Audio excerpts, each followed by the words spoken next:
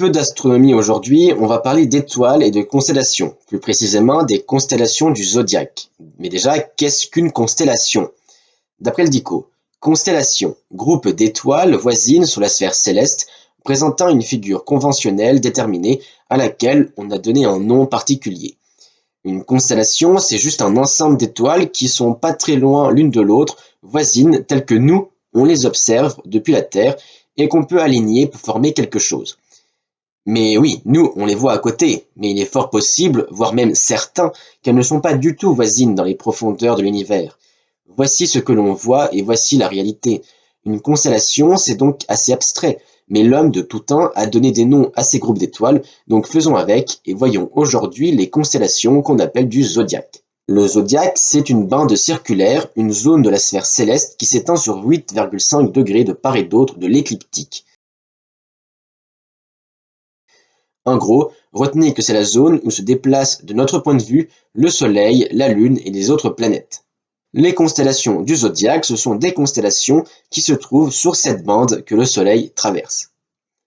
Les constellations du zodiaque ont donné les 12 signes du zodiaque, mais nous ne ferons pas d'astrologie dans cette vidéo et sans doute dans aucune autre d'ailleurs. Allez, sans plus tarder, voici les 12 constellations du zodiaque. Le Bélier, elle est traversée par le Soleil de avril à mai.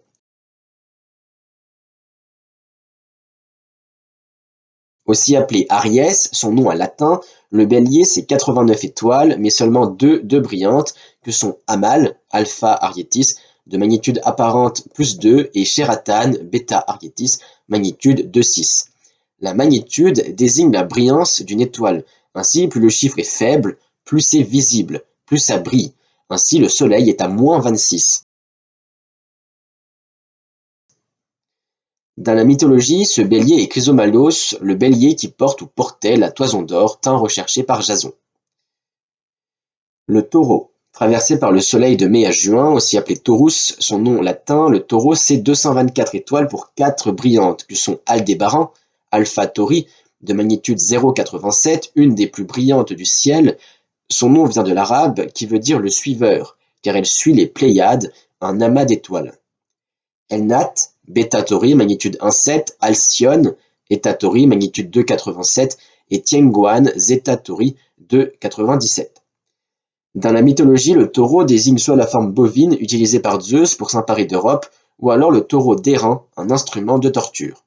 Les Gémeaux. Traversés par le soleil de juin à juillet, aussi appelés Gémini en latin, les Gémeaux ce sont 119 étoiles, dont 3 brillantes, que sont Pollux, magnitude 1,15, Castor, magnitude 1,58, et Alena, Gamma Geminorum, magnitude 1,93. Dans la mythologie grecque, les Gémeaux représentent les Dioscures, Castor et Pollux, d'où le nom des deux étoiles. Pour les Romains, elles représentent aussi Romulus et Rémus. Le Cancer. Traversé par le soleil de juillet à août, le Cancer c'est 103 étoiles pour 0 brillante. La plus brillante des étoiles est Tarf, Beta Cancri, de magnitude 3,5. Bon, elle est bien visible, mais c'est pas l'étoile qu'on remarque d'un coup d'œil. La constellation du Cancer, en général, du coup, n'est pas la plus visible du ciel. Cette constellation a eu de nombreux noms auparavant, comme celle de la tortue ou du scarabée, mais c'est le crabe qui resta. Le Lion. Traversé par le soleil de août à septembre, de son nom latin Léo, le Lion c'est 127 étoiles, dont 5 brillantes. Regulus, magnitude 1,4, son nom a été donné par Copernic et veut dire petit roi en latin. Algébia, Gamma Léonis, 1,98 de magnitude, Denebola, Beta Léonis, magnitude 2,14, Zosma, Delta Léonis, 2,56 et Epsilon Léonis, 2,98. Dans la mythologie, il s'agit du lion de Némée, celui tué par Hercule, Héraclès, lors de son premier des 12 travaux. La vidéo vous plaît, abonnez-vous et venez sur TikTok entre autres pour apprendre encore plus de choses. La Vierge. Traversée par le soleil de septembre à octobre, de son nom latin Virgo, la Vierge c'est 171 étoiles dont 3 brillantes. L'épi, ou Spica, Alpha Virginis, magnitude 0,97, une bien brillante. Porrima, Gamma Virginis à 2,74 et Epsilon Virginis à 2,85. On ne connaît pas mythologiquement à qui elle fait référence, mais cela peut aussi bien être Déméter, Artémis, Athéna ou encore Astrée, la déesse de la justice, puisqu'elle porte la balance. Justement, la balance, traversée par le soleil en novembre, de son nom latin Libra, la balance c'est 88 étoiles, dont 2 brillantes, Beta Libra et Alpha Libra, 2,61 et 2,75 de magnitude. Selon la mythologie, elle serait soit la balance où Zeus place les sorts des Grecs et des Troyens lors de la guerre de Troie, ou tout simplement la balance d'Astrée, la déesse de la justice, qui du coup correspondrait bien à la Vierge. Le Scorpion. Aussi traversé par le Soleil en novembre, de son nom latin Scorpius, le Scorpion c'est 171 étoiles, dont 13 de brillantes. Autant dire tout de suite que c'est une constellation qu'on ne peut pas rater. Se trouve bien sûr Antares, de magnitude 1,06, qui fait référence à Arès, équivalent de Mars, et comme la planète Mars, Antares est rouge car c'est une supergéante rouge. Les autres étoiles du Scorpion, Beta, Delta, Theta, Epsilon, Iota, Kappa, Lambda, Mu, Pi, Sigma, Tau et Upsilon ont tous une magnitude inférieure à 3.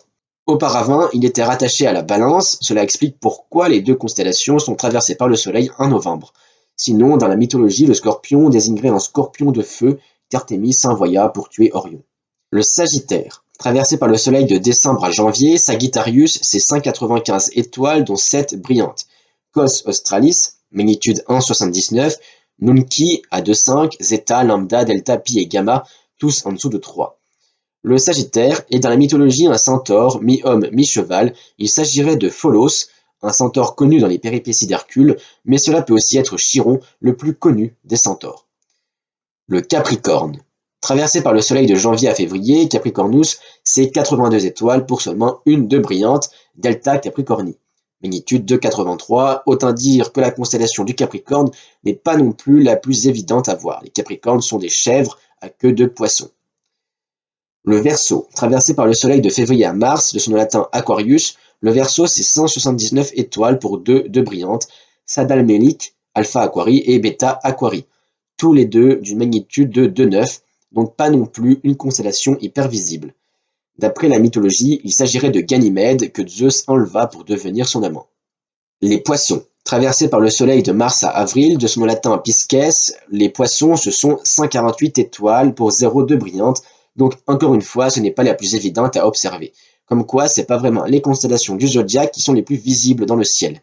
Chez les Grecs, les Poissons sont une forme adoptée par Aphrodite et Eros pour échapper au monstre Typhon. Ils sont reliés par la queue pour ne pas se séparer. Voilà, ça c'est les 12 constellations du zodiaque. Mais il en existe une 13e qui n'a pas été adoptée en astrologie. Il s'agit du Serpentaire, ou Ophiuchus en latin, traversé par le Soleil de novembre à décembre, 175 étoiles pour 5 brillantes. Rasal Ag, Alpha Ophiuchi à 2,08 de magnitude, puis Eta, Zeta, Delta et Beta Ophiuchi.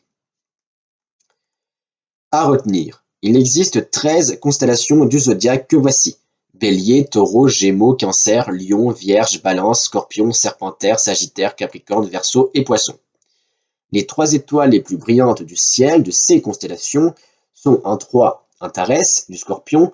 Le Scorpion est d'ailleurs l'une des constellations les plus facilement reconnaissables. En 2 l'Épi de la Vierge et en 1 Aldébaran du Taureau qui est vraiment l'une des étoiles les plus brillantes du ciel tout court.